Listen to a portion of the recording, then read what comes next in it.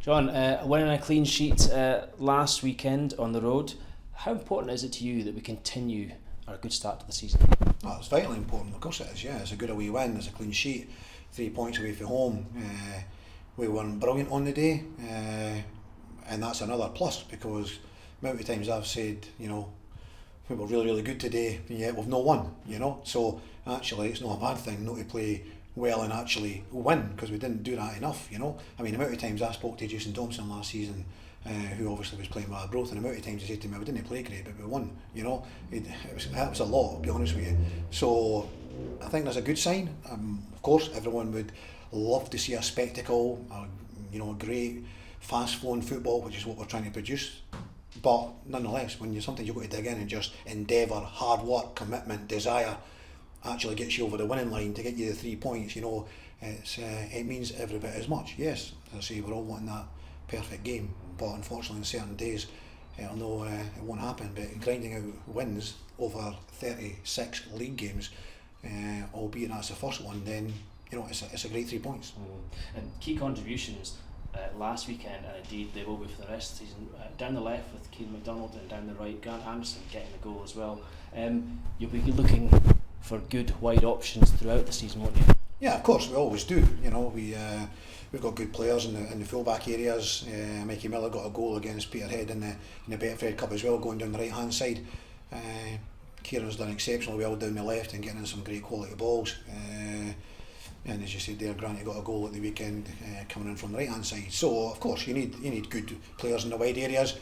We're good through the central areas as well. We obviously want to try and put this together as a package that wins football matches, most weeks. Yeah, and there's also, you can't forget that Royal Victoria had that great run and shot and save towards the end of the game. It bodes well for your planning and your options going forward. Yeah, I mean, obviously, the stronger the bench, it generally tells you that it's a very, very strong 11 that's on the pitch. And don't forget, we've got Louis Vaughan and Tony Dingwall to come back, and they're not so far away now. So we enjoy Joe going on the pitch on Saturday. Goalkeeper produced a very, very good save, and it's just a bit unfortunate for him that it didn't go in, because I think that's all he needs is really a goal just to set him alight and just to get him really, really going, because he's been showing that potential, but not necessarily just really got the bull by the horns and actually produced it. But he showed little bits and pieces, little sparks of it. The talent is there, so hopefully that can come in the games to come. Yeah.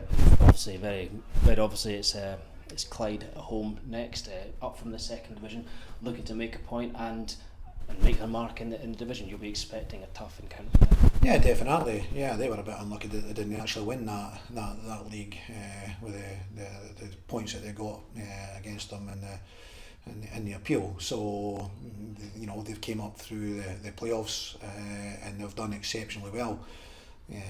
They got a good point at home last week against East Fife. They'll be looking to build on that, and of course, Danny Lennon, former Raith Rovers player, looking to come back here. We've got David Goodwillie, with Chrissy Johnston as well, former Raith Rovers player, coming back to their old, stamping ground type thing, and they'll be looking to go away with all 3 points. But of course, we've got to look after ourselves and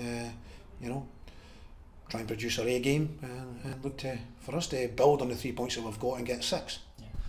Going back to a previous point you've already made, just about the strength and depth and all the rest of it, Jack Smith made a key contribution coming on at half time. Whilst not having a full deck to play with, Dingwall, Vaughan, Robbie Thompson still to come back, it's nice to have youngsters that can come on and make their point. Yeah, definitely. Jack was a bit unfortunate that during the pre-season he picked up a little back injury and he missed a fair wee bit. So he was a wee bit unlucky, or he maybe would have been getting a wee chance even earlier. So yeah, it was good that he came on, got a good 45 minutes under his belt, done exactly what I knew he would do. Him and Ziggy went and worked their socks off, and that in itself can cause defenders problems, and that's what they did. Yeah, so it's good for him to have got that under his belt. He'll gain from that experience, and hopefully it's a sign of things to come. 2 younger lads playing up front a bit earlier than what I anticipated, but nonetheless, it's great experience, and to play in a winning team, they'll get a real buzz from that. You made mention of Louis Vaughan and Tony Dingwall. Overall, what's their progress? Is there a timescale for them coming back? And indeed, in terms of injuries, how's your own injury getting on after last weekend? Yeah, it's got a little bit better. Yeah, I can just about walk without a limp. Just about. Hopefully by the weekend, hopefully no one will be able to notice this. Certainly pulled my calf muscle. It was quite painful, and I had to, certainly look after it Saturday night, Sunday, to be able to get into work on Monday. And so it's progressed every day. A long way to go, but it's a lot better. With regards to Louis and Tony, it looks like maybe Louis a little bit ahead of Tony. Tony might be able to make up the ground a little bit quicker now. We're still looking into September before Louis and Tony will be involved in the first team. So, but they're progressing very well now. Louis in a great position now. He's so far ahead of time scale wise. So he's been magnificent in his recovery. He's got such an attitude, he's just desperate to get back, but we've got to be careful, we kind of get him back, unfortunately, too quick. We didn't want to, he's had no sign whatsoever, not a thing has gone wrong, and we obviously want to try and keep it going in that direction. But we didn't want to be too ambitious with him either. So these two lads are no far away, and they'll be like two new signings, and these are two top players that can make a massive difference to our team. I think when we as supporters see guys like that on the pitch doing the warm-up, as they have been doing in recent games, we kind of get a wee bit excited and think, oh, he can be back in a couple of weeks. But it's not that straightforward, is it? Yeah, well, they're not the only ones to get excited, because believe me and Paul Smith get excited as well when we see that.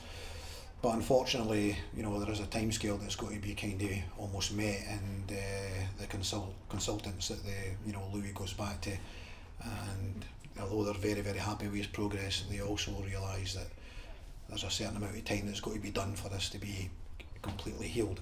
And we don't want a Martin Boyle type situation at Hibs where he had a knee injury, came back, and then he's back to square one again. So we don't want that to happen, and we've got to be very, very careful, but we are also very enthusiastic about how his rehabilitation has gone on, and how well he's doing, and how well he's feeling, and we just can't wait to get him back in. But we need to go over the course and distance. Exactly. Well, thanks for all that insight, John. Thanks, and good luck. Thank you.